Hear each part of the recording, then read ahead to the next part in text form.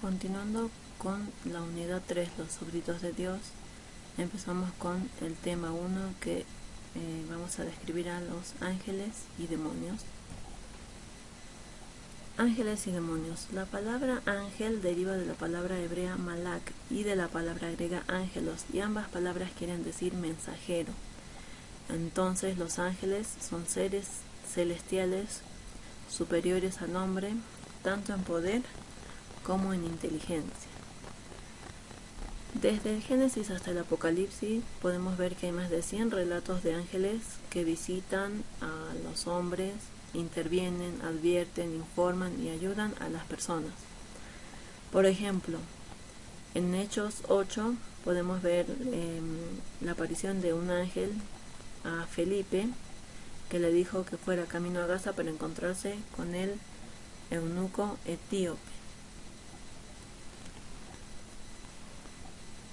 Vamos a ver algunas de las tareas de los ángeles. Una de las tareas que tienen los ángeles es proteger a los creyentes. Los ángeles son enviados a proteger a los hijos e hijas de Dios. En Salmos 34:7 leemos que dice: el ángel de Jehová acampa alrededor de los que le temen y los defiende.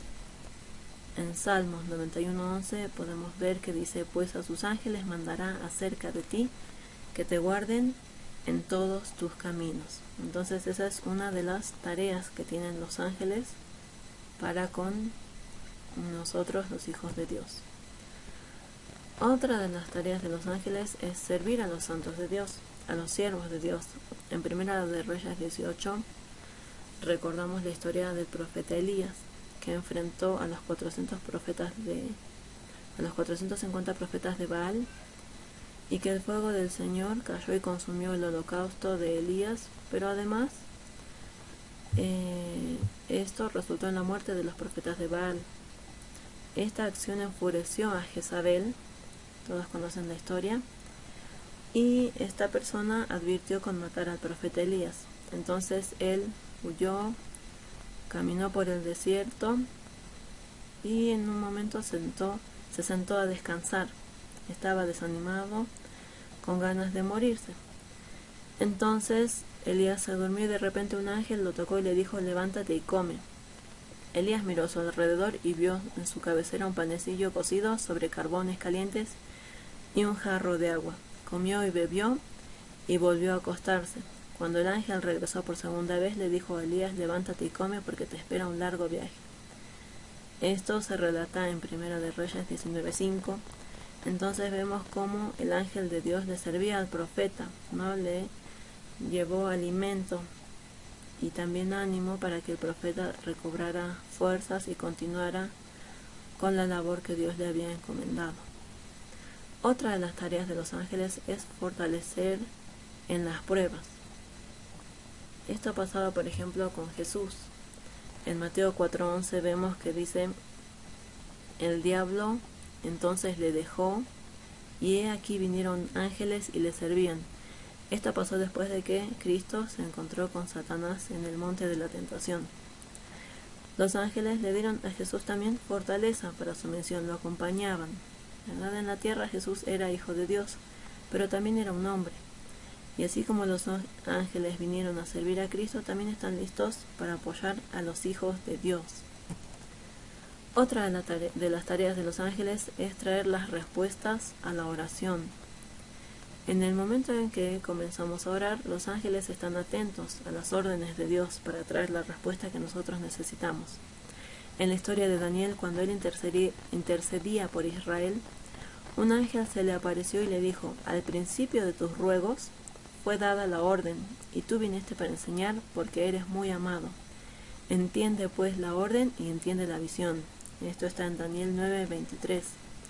Acá relata que tan pronto como Daniel comenzó a orar, la respuesta de Dios ya estaba, y esta respuesta fue entregada por un ángel a Daniel. Otra tarea de los ángeles es ayudar a conducir al pueblo de Cristo. Vemos en el Nuevo Testamento, en el libro de los Hechos, el relato de Cornelio, que era capitán de la guardia romana de Cesarea. Esta persona era un hombre devoto, gentil, que ayudaba a las personas que necesitaban.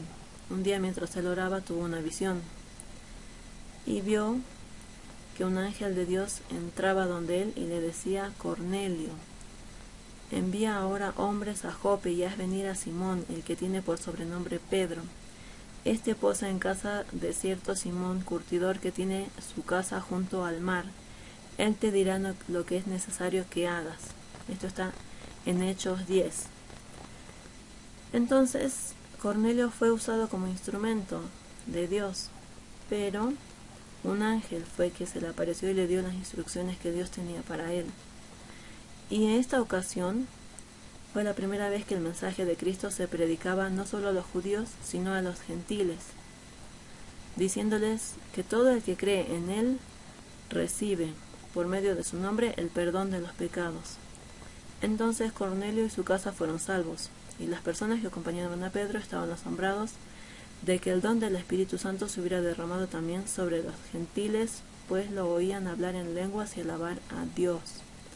Entonces, acá también un ángel fue partícipe de este acontecimiento, en el cual se llevaba por primera vez el mensaje de Cristo a los gentiles. Hablamos también del reino de las tinieblas. Es necesario conocer exhaustivamente cómo operan los demonios y los métodos que utilizan para lograr el acceso a la vida de una persona. A continuación vamos a ver algunas de las artimañas que usa el enemigo. Primero vemos que los demonios entran a través de la rebeldía. Por ejemplo, en el libro de Primera de Samuel vemos el relato del rey Saúl y de su desobediencia contra la ley de Dios. El profeta Samuel le tuvo que decir: la rebeldía es tan grave como la adivinación y la arrogancia, como el pecado de la idolatría, y como tú has rechazado la palabra del Señor, Él te ha rechazado como rey. Entonces acá vemos que a consecuencia de la rebeldía del rey Saúl, el espíritu del Señor se apartó de él, y en su lugar el Señor le envió un espíritu maligno para que lo atormentara. Entonces, a causa de su rebeldía, hubo una puerta abierta, ¿verdad?, para que el enemigo entrara en su vida. Otra táctica que usan los demonios es entran por medio del maltrato verbal. ¿A qué nos referimos con esto? A lo que decimos, a las palabras que decimos. Quedamos expuestos a la actividad demoníaca por lo que decimos. La conversación, el lenguaje que utilizamos, el poder de la vida y de la muerte está en la lengua, ¿verdad? Las escrituras dicen que el que refrena su lengua protege su vida, pero el que es ligero de labios provoca su ruina. Esto está en Proverbios 3:13. También vemos que en Proverbios 12:13 dice: cuando tus palabras no son limpias, Satanás encuentra un lugar en el cual habitar. Aún más, en el pecado de sus labios se enreda el malvado, dice en Proverbios. Entonces, también es otra puerta de entrada, las palabras que utilizamos. Los demonios entran a través de un espíritu de crítica. También lo conocemos como la murmuración, ¿verdad? En Romanos 14:10 dice: Pablo preguntó: ¿por qué juzgas a tu hermano? O tú, ¿por qué lo menosprecias? Todos tendremos que comparecer ante el tribunal de Dios. Entonces vemos que una actitud de condenación trae destrucción. Dios dice: al que en secreto calumnia a su prójimo, lo haré callar para siempre, en Salmos 101:5. También la Biblia nos enseña: evita las palabrerías profanas, porque los que se dan a ellas se alejan cada vez más de la vida piadosa, y sus enseñanzas se extienden como gangrena. Esto vemos en el libro de 2 de Timoteo. También los demonios entran a través del temor. En 1 de Juan 4:18 dice: el que teme espera el castigo, así que no ha sido perfeccionado en el amor. Vemos que el temor trae como resultado ataques de pánico, miedo. La fuerza de una persona comienza a menguar hasta que queda indefensa ante las actividades demoníacas. Todo esto sucede porque esto es usado como arma por el diablo. El temor es demoníaco y su esencia es demoníaca. Es por ello que tenemos que afirmarnos en la palabra de Dios y no dejar esta puerta abierta al enemigo. Los demonios entran a través de la pereza. Vemos un proverbio muy conocido, en Proverbios 15:19, que dice: el camino del perezoso está plagado de espinas, pero la senda del justo es como una calzada, ¿no? Cuando hay pereza, Satanás toma ventaja. Y el Señor pregunta: perezoso, ¿cuánto tiempo más seguirás acostado? ¿Cuándo despertarás de tu sueño? Un corto sueño, una breve siesta, un pequeño descanso, cruzado de brazos, y te asaltará la pobreza como un bandido. Esto está en Proverbios 6, del 9 al 11. Ese merodeador es el diablo, que busca a quien devorar. Entonces, recordemos, ¿no? En otro de los proverbios, en Proverbios 10:4 dice: las manos ociosas conducen a la pobreza, las manos hábiles atraen riqueza.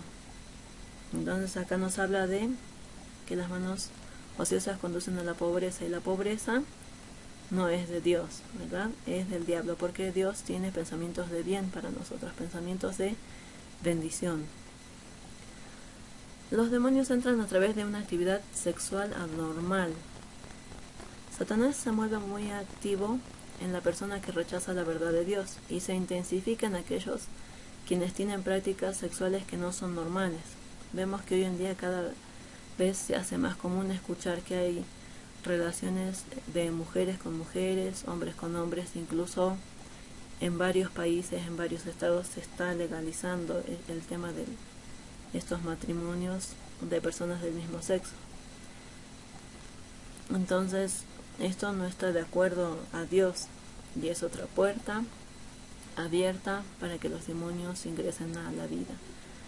En Romanos podemos leer que dice: las mujeres cambiaron las relaciones naturales por las que van contra la naturaleza. Asimismo, los hombres dejaron las relaciones naturales con la mujer y se encendieron en pasiones lujuriosas los unos con los otros, hombres con hombres, cometieron actos indecentes y en sí mismos recibieron el castigo que merecía su perversión.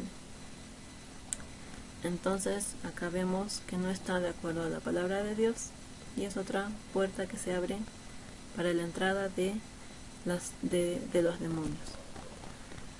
Los demonios entran a través de la combinación de la carne y el espíritu. En el mundo espiritual también hay peligros al mezclar la justicia con la maldad, ¿verdad?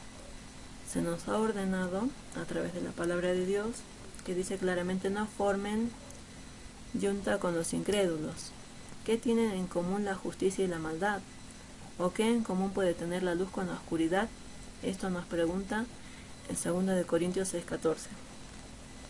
Por esta razón, la palabra de Dios dice: salgan del medio de ellos y apártense, no toquen nada impuro y yo los recibiré. ¿Verdad? Entonces, esta es otra artimaña que usa el diablo para atacar la vida de una persona. En resumen y para finalizar este tema, Dios quiere destruir la influencia de Satanás. Sin embargo, un ejército sin conocimientos es un ejército en peligro.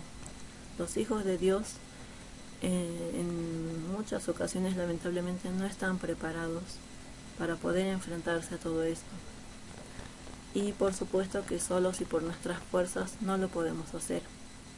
En Hechos 1:8 dice: Jesús dijo: pero cuando venga el Espíritu Santo sobre ustedes, recibirán poder. Entonces, con este poder es que nosotros podemos hacer frente a todas estas artimañas del enemigo.